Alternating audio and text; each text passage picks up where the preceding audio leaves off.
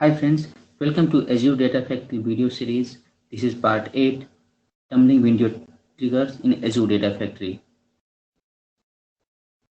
This is second type of triggers.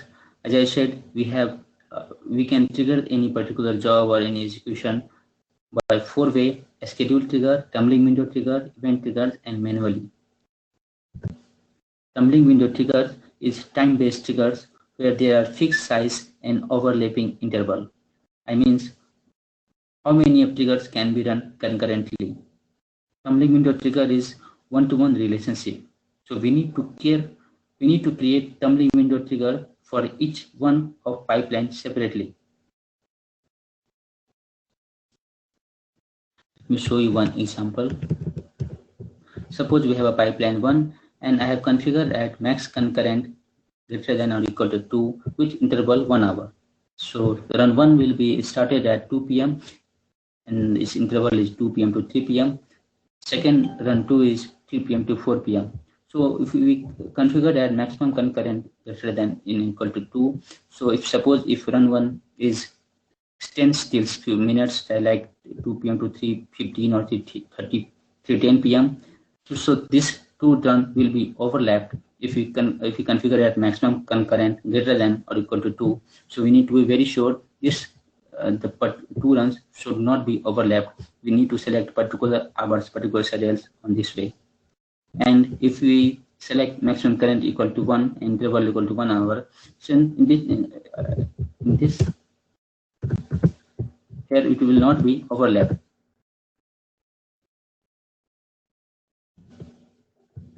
Let's go to Azure portal now. And we have some properties of window tumbling trigger like dependency, past dates and future dates execution, maximum concurrent, what I said already. Here I have given the link for window tumbling trigger. We can go to Azure portal and learn the tumbling window trigger in details. Now move to Microsoft Azure portal. I am already logged in. Now move to Data Factory. I have Data Factory created here in my last video. We can hit author and monitor button. If you don't know how we can create Azure Data Factory, please watch my previous video.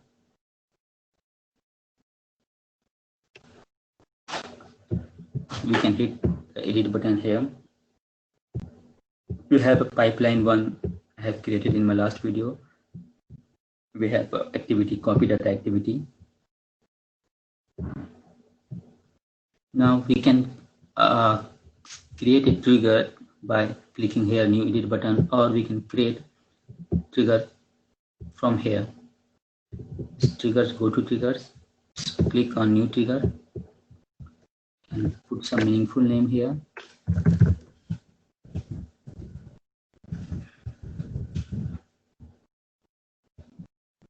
And we will select tumbling window trigger and start date. As I said, we can select past date and in dates.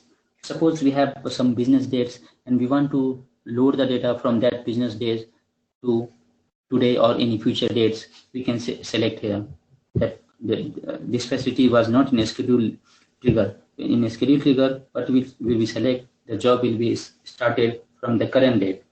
But in tumbling window trigger,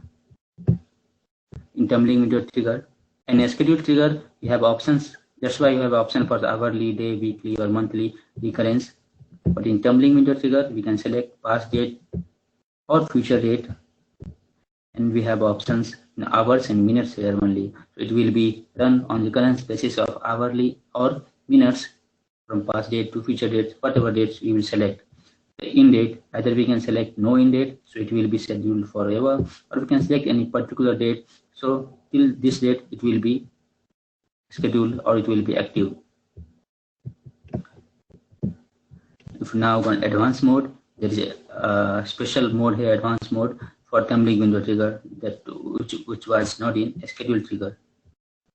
It is for dependency. Suppose we have another pipeline and any particular trigger is configured on that, so we can configure this trigger on the basis of dependency of that particular trigger.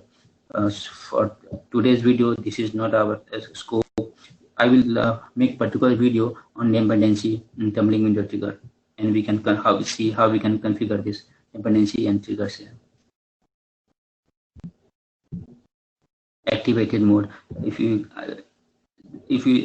configure the trigger, we can select active mode or no active mode. If you select activated, this job will be scheduled and done any particular schedule. So this way, if you select here, the trigger will be configured. Trigger will be created but not configured. Here we can see the number of pipelines is 0. That means the trigger is not configured yet. We can configure it. Now go to the pipeline 1.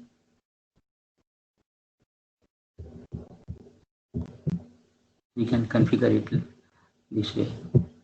You choose particular trigger. The trigger I have created just now. Window trigger we can modify if you want, and if we select OK, if we have parameter, then it will ask. For now I have no parameters, so it's configured now. And if you publish all here, this job will be saved for future and scheduled. If you want to see, go again on this, and we can see here the number of pipelines is 1. If you want to delete this trigger, you can click here. If you want to deactivate the trigger, you can click here. Deactivated, status is stop.